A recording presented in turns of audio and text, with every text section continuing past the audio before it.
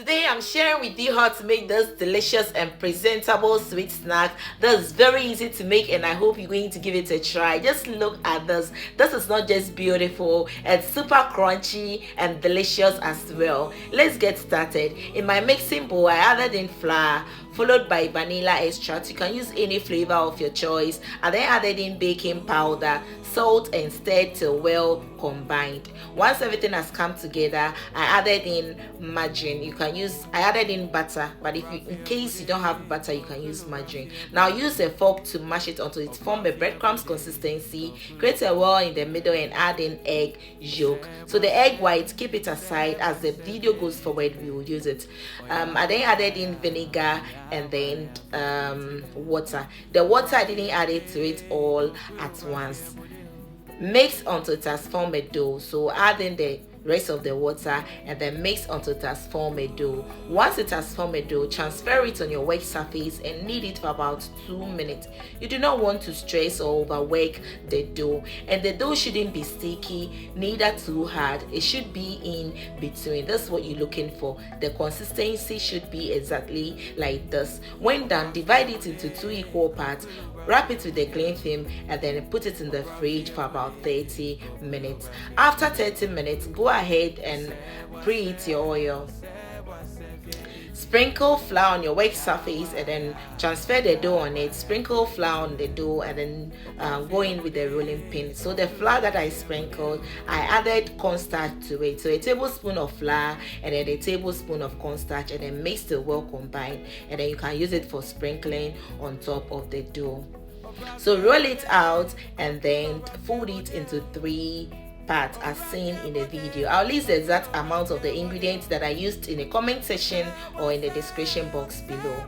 So go ahead and roll it thin as seen, and then use the rolling pin to roll it very thin as seen in the video. So before folding it again, make sure you spread on top the cornstarch and the flour and then fold it into 3 equal parts. After, fold it again and then put it in the fridge to rest for at least 10 to 15 minutes before moving to the next step. After 15 minutes, sprinkle flour on your work surface, transfer one of the dough on it and then roll it out. So you're looking for very thin dough. It should be less than 1 millimeter. So make sure you try your best as much as you can to roll it very thin. Now you need a pastry roll cutter to cut this thing out, and it should be in a square or a rectangular shape like this. So I measure 30 by 30 inch, 3 by 3 inch with the ruler. So you can, if you don't have a ruler, you can just eyeball it and make it a square shape seen in the video. So when done, join 3 together, 1 2 3, then you join together, and then you use the knife to cut a 4 size in the middle, as not in the middle, on the edge as seen in the video. When done, does the egg white, separate it and use the egg white, apply the egg white, it serves as a glue in the middle, and then add in the next one, and then before the last one, use the glue, the egg white to do it, and then use your index finger to press it to join all of it together. And this is very easy. If you don't understand something, please watch the video carefully and you understand what I mean. So all you have to do is put them in the oil and then use the back of a wooden spoon to press it down. Make sure it's really fried or it has really popped up before removing the wooden spoon. And this is very easy, guys. Just look at this.